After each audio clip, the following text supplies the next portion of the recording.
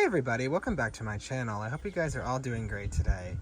It is very warm today. Today is actually the first day of what appears to be like a week-long heat wave. It's going to be so hot here.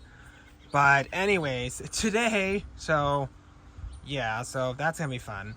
But anyways, today I wanted to talk all about Asiatic lilies. Now, over the last 2 years or so, I have had just an obsession with lilies.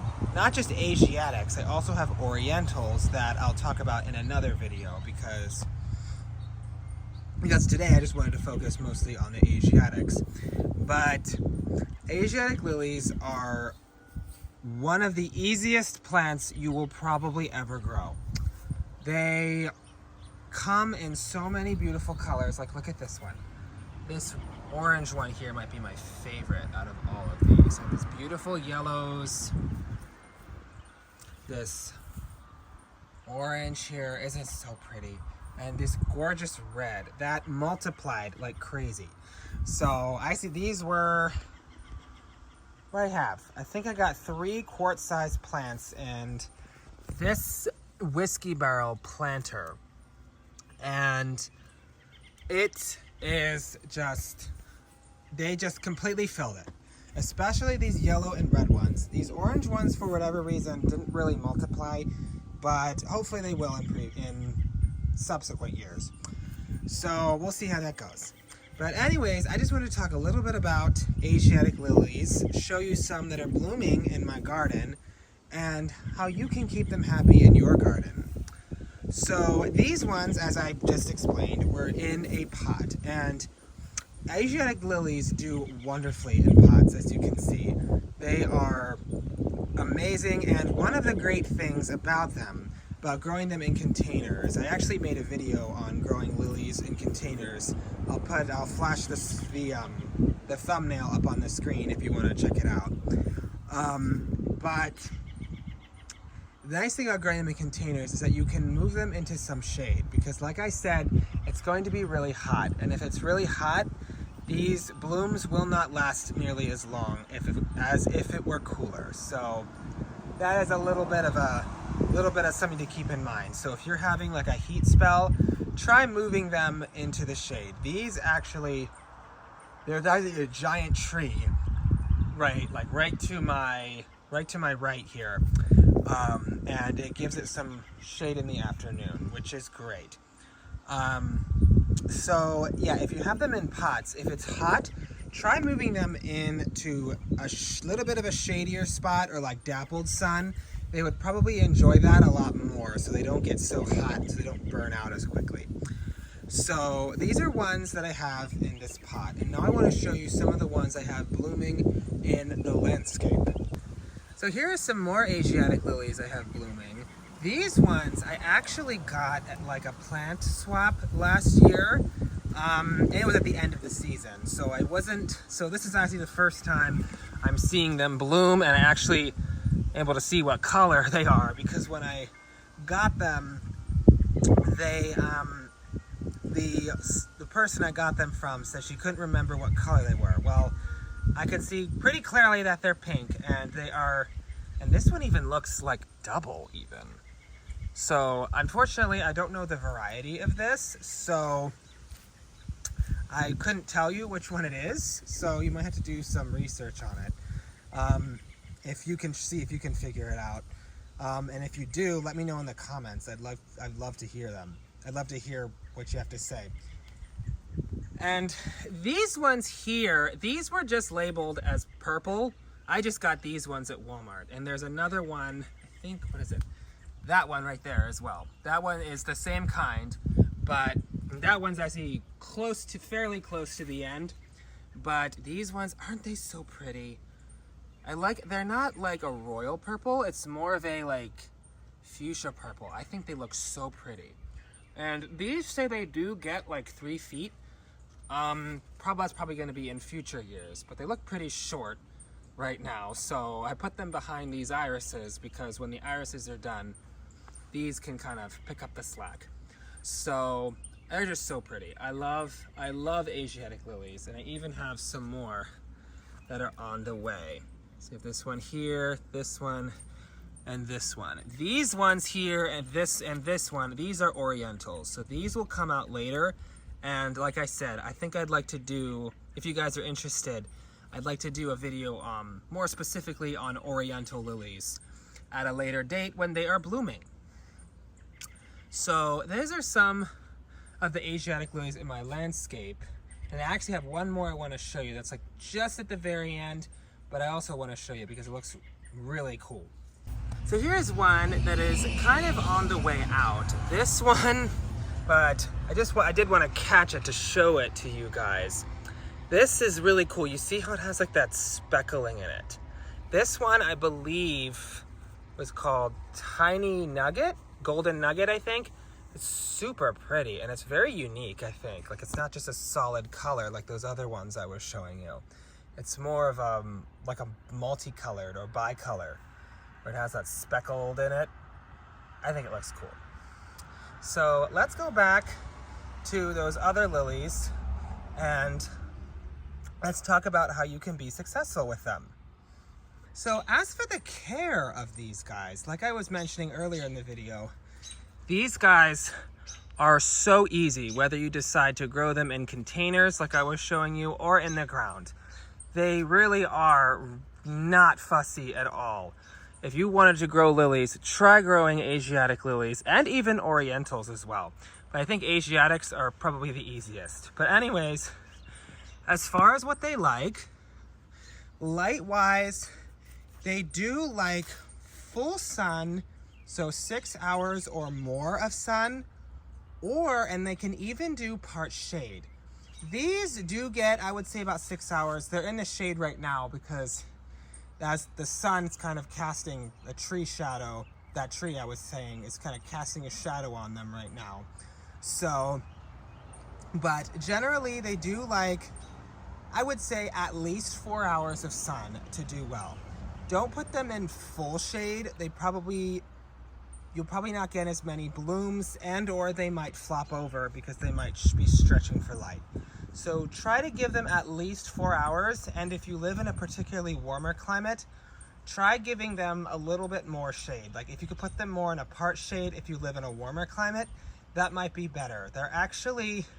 Lilies are somewhat sensitive to heat. They don't really like it for prolonged periods above 90 degrees. So if you can, I mean, we're just having a heat wave that's kind of unusual, so, but I don't like it really above 90 degrees, so I'll see how these hold up in our heat wave. But if you can put them in a part shade condition, if you live more in like the south or more southern zones, they would probably appreciate that. But in northern climates, full sun is fine. So that's kind of the light. As for soil, this one is probably the thing they're most picky about, and that's, again, they're not really that picky about it, is they do prefer a fertile soil, so they do like it rich, like so, because they need all that energy to produce flowers, to produce these beautiful, gorgeous flowers. But I wouldn't worry too much about it. As long as it has some nutrition in it, they should do just fine. However, the one thing with lilies that is very, very important is they must have good drainage. These things will rot if they are sitting in water. So definitely be careful that you are not overwatering them and that the soil is well draining. Make sure it does not pool. Just make sure that the soil is draining freely. If you have heavy clay like we do, make sure you are amending it, and do not put them straight in heavy clay. They won't like that, and they will probably rot and die, and that would be so sad. So they really do need good drainage. Again, they do prefer it more on the fertile side. And yeah, but it must be well drained. As for watering, watering's pretty standard, especially in the ground. They don't typically need as much water once they're established. When they're blooming, if you're going through a dry spell like we have, if you can give them maybe like a good soaking, like once a week maybe, they would probably appreciate that. But like I said, make sure they are not sitting in water. Ideally, make sure that the top inch of soil is dry before you water them. Because like I say, and like I keep saying, because it's very important, they really don't like wet feet. So just make sure that the soil is dry, or if you haven't had rain for a while, yeah, just check the soil and make sure that, oh, if it's dry, then definitely give them a shot of water. So watering is just, again, like I said, it's pretty standard like most plants. So it's not super fussy. Now, as for feeding, you should feed your lilies.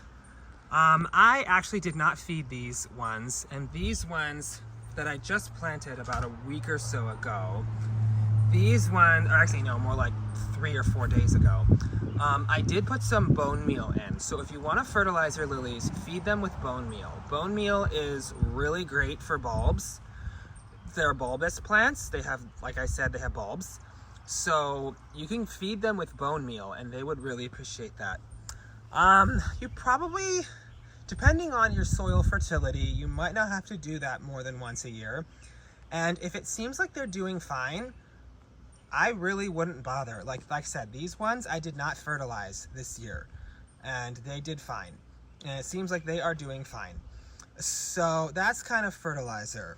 Now, as for what you do after they're done blooming.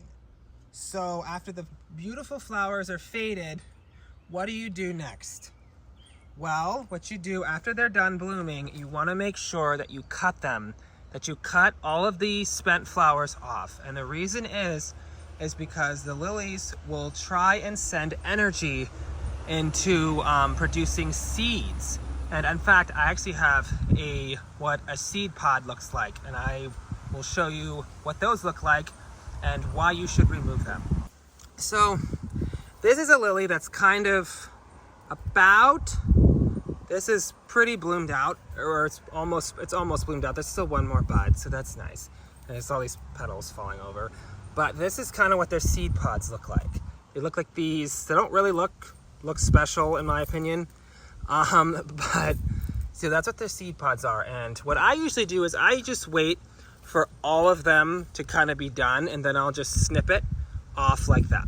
And the reason you want to do that is because you don't want them to be sending energy into this. You want them to send energy down to the bulb to produce an even bigger bulb and with more flowers next year.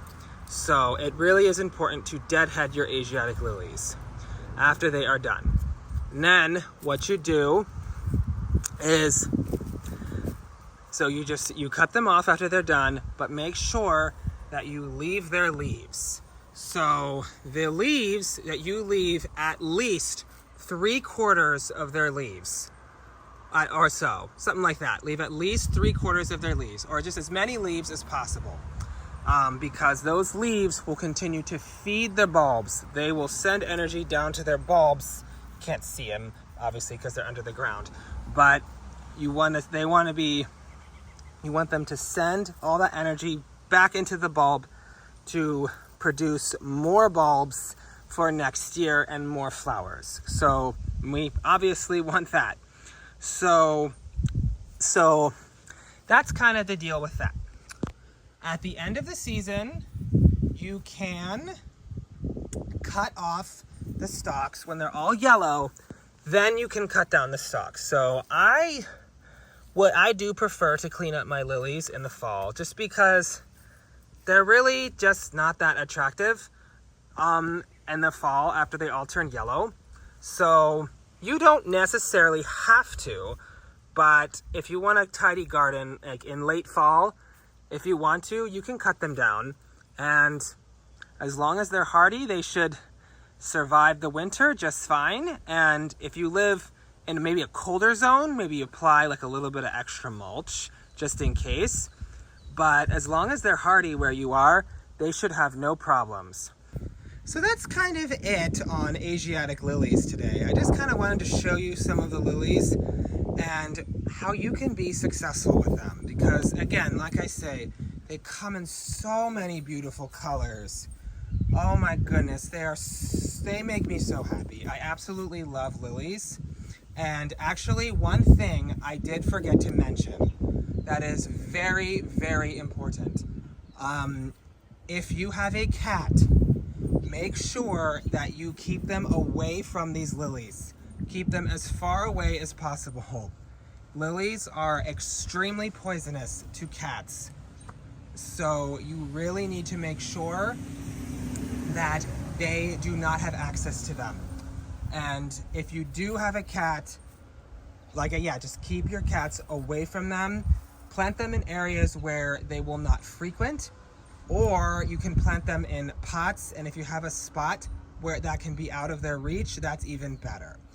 Or if you feel unsafe, I don't know, you really just have to be very, very careful with these if around cats. So that is definitely something to watch out for. And if they do, make sure that they get to the vet immediately. Because unfortunately, I had someone I work for, or the place I work for, said that she had a friend whose cat died after eating an Easter lily. Which these are not Easter lilies, but they are just as toxic, if not more. So that's just fair warning that lilies are very toxic to cats and should be kept away from them at all costs. So anyways, yeah, I did feel the need to mention that. So anyways, I hope you guys enjoyed this video, and I hope it didn't scare you too much, because they are just so beautiful and they're so gorgeous. They come in so many beautiful colors, especially these Asiatic ones. They're so, so pretty. So if you guys enjoyed this video, you could please leave a like, comment, and subscribe, and let me know if you guys have any topics you guys would like me to discuss in a later video. I would love to hear your suggestions in the comments. So yeah, please leave a like, comment, and subscribe, and I'll be back with another video here very shortly. Thanks for watching.